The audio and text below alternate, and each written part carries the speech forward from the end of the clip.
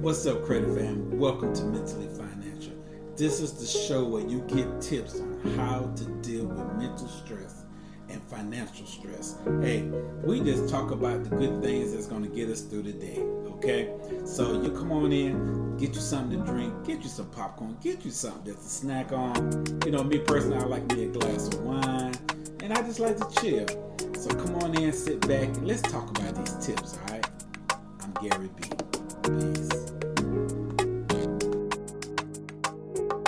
What's up, Credit Fam? This is your boy Gary B. Hey, today's show, we're going to talk about 10 tips for teaching your kids about money. And we all got kids out there, or we know some kids that need to know something about money. Okay? So your niece, your nephew, your son, your daughter, whoever, we're going to come up with 10 tips that's going to help you financially stress less and help them prepare for not financially stressing out. All right? This is your boy Gary B. I'll be right back in a moment. Peace. I want to apologize for not having a show for you Sunday night because I am very consistent with my shows. So please forgive me. But I was in Orlando, Florida at a great show. It was FinCon 22. It was my first time ever going, meeting with other people that do personal finance and that are podcasters. That was so cool about it. We all do the same thing. And it was my first time going. I enjoyed it. I learned a lot. It told me some things I need to start doing to try to make the show better for y'all. So it was a great experience. So please forgive me for not having a show for y'all Sunday night. Well, with that being said, like I said, we're going to talk about 10 tips for teaching your kids about money, or somebody else's kids, or our kids. We need to get back to that village. We need to get back to that, building a tribe situation, okay? Because all of us need this information. I know you want to stress less about money, and let's teach our kids not to have to stress about money, all right? So with that being said, let's jump into number one. Number one, start earlier than you expect when it comes to teaching kids about money. You can start as young as 3, okay? Because there are some very intelligent kids out there. Give them a cell phone, give them a tablet, put them on a computer and see what they do. You know what I'm saying? So I say as young as 3, let's start talking about money. Not no heavy stuff about paying bills and all that kind of stuff. No. Show them $1. Show them what $20 is. Show them what $5 is. Break it down into the ones and all of that good mess. Start showing them what money looks like. Show them a credit card. Show them a debit card. You know what I'm saying? Let them put their hands on it. Let them play with it a little bit, okay? And then gradually start working your way up as they get older of what they need to do with that money. Number 2, ensure that the lessons are age appropriate or age suitable. Like I was just telling you, a 3-year-old don't need to know about your grocery bills or your electric bill. No. Just, let them play with the money. You know what I'm saying? Let them see what money looks like. Monopoly is real good. And that, I'm saying a 3-year-old gonna understand Monopoly. But hey, some do. So if a child is young enough to learn how to play Monopoly, play Monopoly. I'm not getting sponsored by Monopoly, you know what I'm saying, or anything. But hey, Monopoly is a good money game, okay? And there's a lot of stuff online that I'm not going to specify in the show because I don't want nobody to think I'm putting something over somebody else's show. Over somebody else's game or whatever. But there's a lot out there, y'all. So please start teaching these young people what they're about. Number 3, make use of anything that, the kids like to do. You know what I'm saying? Because there's a lot of things that the children like to do that you can use to teach them about money, okay? They want that, that game out of the store, or they want whatever that might cost money, them brand new shoes. Really let them see, if it's age appropriate, let them see that it's not as simple or as easy to get as they think it is, okay? Number 4, use real numbers when teaching them, okay? Don't try to come up with fake numbers. Use something real. The price of a car, the price of a house, the price, in kids' cases, the price of a bike, a price of a video game, a price of anything that kids, the clothes.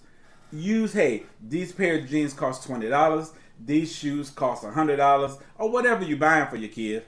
Use the real price and show them what it really, really means when it comes to money, okay? Now, also, you want to be able to keep it real about them when it comes to, your financial history. You don't want to really bring your kids in on, in certain situations. But number 5, do not divulge too much about your financial history. And what we mean by that is they don't need to know that you, have all of these bills and you paying these people and you got all of these bank accounts and you got all of these savings.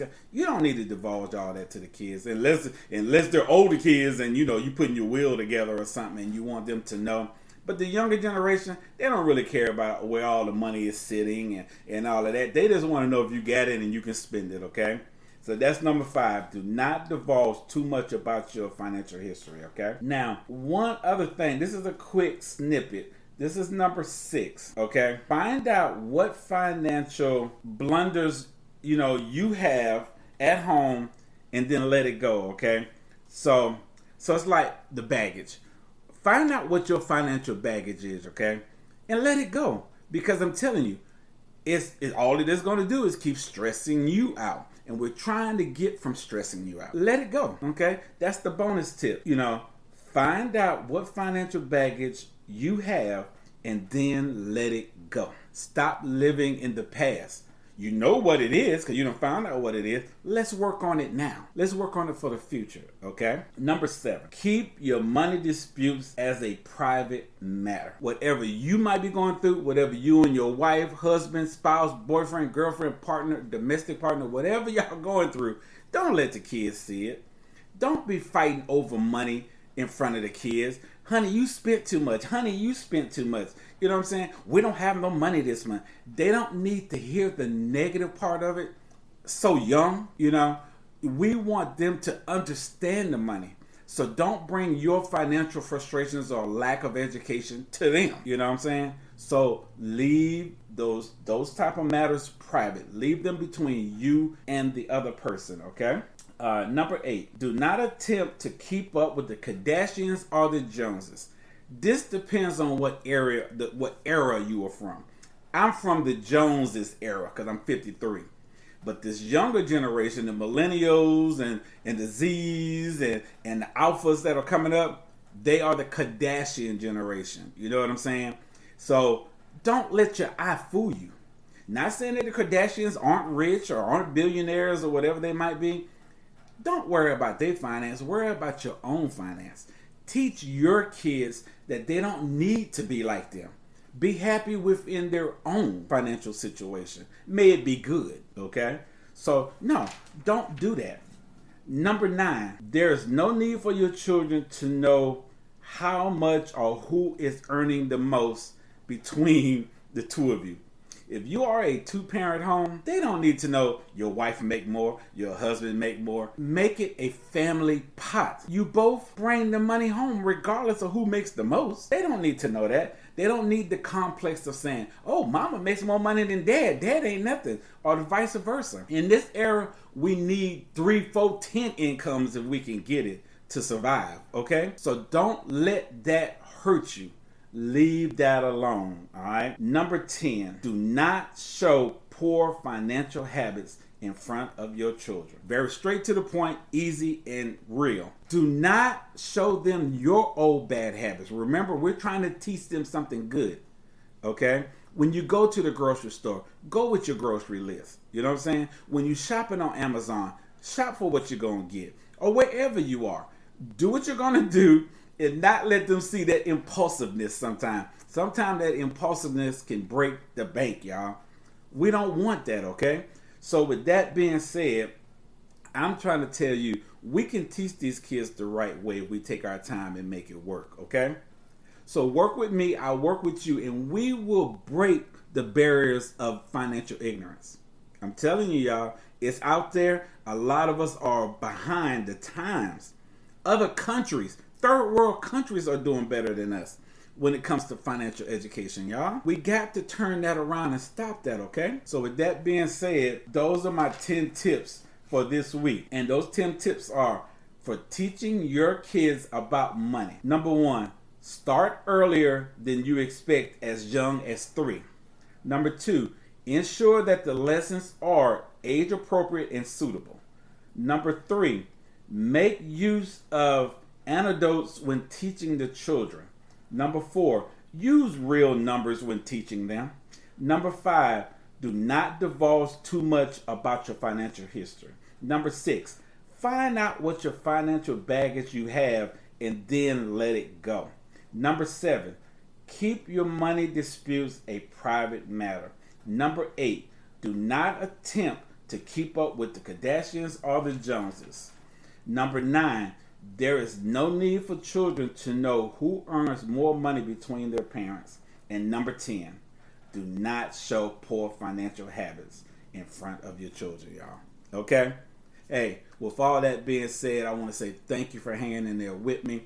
Please, y'all, start going to the website. You've been going there now, don't forgive me. I'm not saying it like you haven't been going, but please go to my website. Please go to my, listen to this podcast, spread the podcast, review my show. I want your help. If there's something in particular that you want to answer to, call me, email me, hit me up, leave me a comment. I will tailor the show to your question. Because remember, you're not out there by yourself. There's other people that's having the same issues that we are having. I don't want this to be a therapy show. I don't want this to be anything but a family-friendly, let's sit back and kick it and learn together type of show, y'all. Okay? And with that being said, y'all keep supporting me like you are. Please keep spreading the word. Thank y'all so much for giving me this chance, being with me, hanging in there. If this is your first season, thank you. Go back, check out the first season. If you're just coming in now, if you already been with me all of this time, I love you. I always will. Okay? This Gary B. I want to say thank you. Like I always tell y'all, I'm going to do the research. You just got to follow. Until the next show, y'all, this is Gary B. I'm out. Peace. Hey, what's up, Credit Fam? This is Gary B. for Mentally Financial. Make sure you follow me every Sunday night on all of your favorite podcast platforms. I'm out there, y'all. Apple Podcasts, Spotify, Google Podcasts, and all the others. So sit back, tell people about me. I'll see you every Sunday night at 9 o'clock right here. I got you. You know Gary B loves you. Peace.